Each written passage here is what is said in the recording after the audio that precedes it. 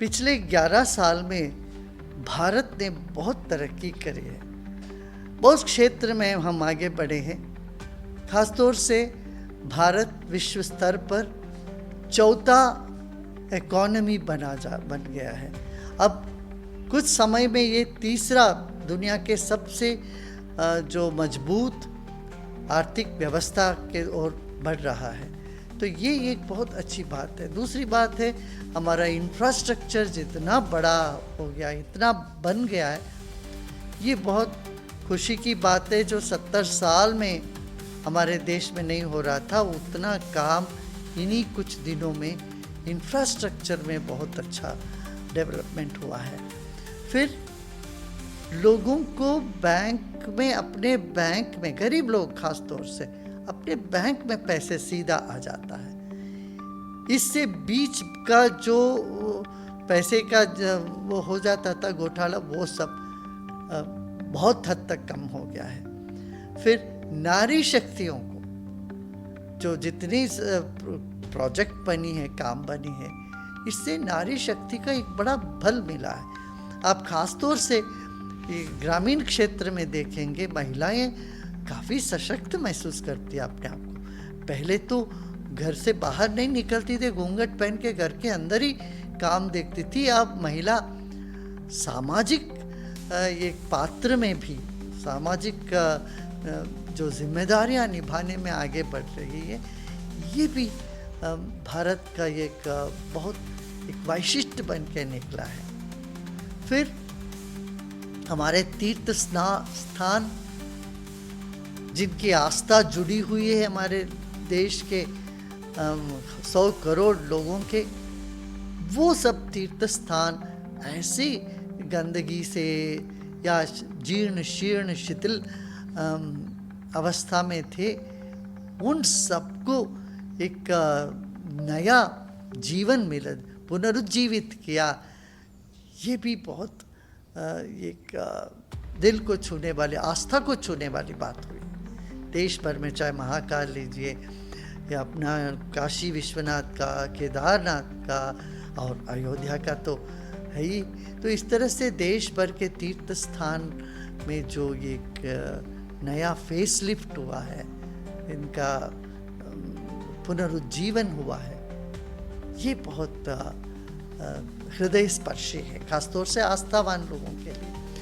फिर हमारे बॉर्डर जो विलेजेस हैं, सीमावर्ती जो गांव हैं अरुणाचल प्रदेश में, इन सब जगह अपना आर्ट ऑफ लिविंग से भी वो जो वहाँ कई गांव को हम लोगों ने भी लिया, साथ में सरकार के साथ मिलके काम कर रहे प्रोजेक्ट में।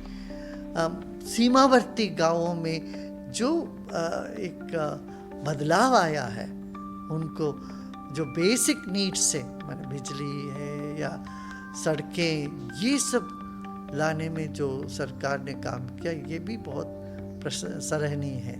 ताकि हमने इतने साल से सीमा को भूल ही गए थे, सीमा के जो सीमावर्ती गांवों को हमने कभी ध्यान ही नहीं दिया।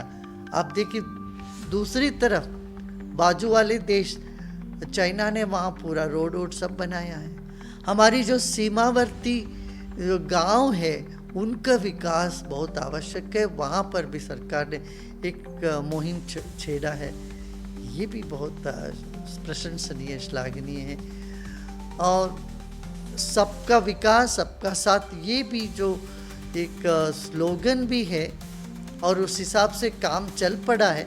अभी करने का और भी बहुत है, मगर जो काम इस दिशा में चला है, तो ये भी जो है युवा, चाहे युवा लीजिए, एंटरप्रेन्योर्स के लिए इतना एक नया, एंटरप्रेन्योर्स के लिए एक नई एक हौसला बनता जा रहा है। ये भी देश का एक प्रगति के लिए बहुत आवश्यक है। इस तरह से देश में कई प्रगतियाँ हुआ। कश्मीर का तो एक बिल्कुल ही नया वो बन गया, चेहरा बन गया। कश्मीर जो पहले था, अब की कश्मीर में ज़मीन आसमान के फ़र्क आ गया। वन नेशन वन इलेक्शन, ये भी बहुत ज़रूरी है, क्योंकि नहीं तो हमारे जितने भी आडಳಿत वर्ग है, माने जो कर्मचारी है और अधिकारी वर्ग है, इन सबको इलेक्शन ड्यूटी लगते रहते हैं। पंचायत इलेक्शन, फिर तालुका इलेक्शन, फिर म्यूनिसिपल इलेक्शन, फिर स्टेट इलेक्शन, फिर सेंटर इलेक्शन, काम ही नहीं कर पाते थे। इलेक्शन ड्यूटी में ही इनका समय व्यर्थ होता था। ऐसे ही राजनेताओं का भी यही समस्या होती थी कि एक जगह इलेक्शन ख़त्म हुआ फिर दूसरे इलेक्शन रैली में जाओ। ये सबसे बाहर आने के लिए, देश को तेजी से प्रगति के पथ पे लाने के लिए ये बहुत आवश्यक है, एक देश एक इलेक्शन। और ये हमारे प्रधानमंत्री जी की ये जो कल्पना है, एक देश एक इलेक्शन का और सबका विकास, ये देश को और आगे ले जाएगा। ये देश के लिए बहुत अत्यंत आवश्यक है। ये फिर से बोलता हूँ, हमारे प्रधानमंत्री जी के जो ये विजन है, एक देश और एक इलेक्शन, और सबको लेके इस पर जो विधि शुरू हुई है, ये देश की प्रगति के लिए अति आवश्यक है। ऐसे ही न्यायालय में भी काफ़ी सुधार लाना आवश्यक है। इन सब में मैं पूरा यकीन करता हूँ, विश्वास करता हूँ कि जो सरकारें हमारे ये इस पे काम करेगी और देश को और ऊंचाई पर ले जाएगी। पूरे दुनिया में देश का नाम रोशन हो, और इसके लिए हम यहाँ पर हमारे आपस में मजबूती होनी चाहिए, एकता होनी चाहिए, और हम अपनी ही संस्कृति, अपनी ही विरासत पर हमें भरोसा होना चाहिए। वह चीज़ अभी इन पिछले 11 साल में हमारे जनमानस में हुआ है, ये बहुत सराहनीय है।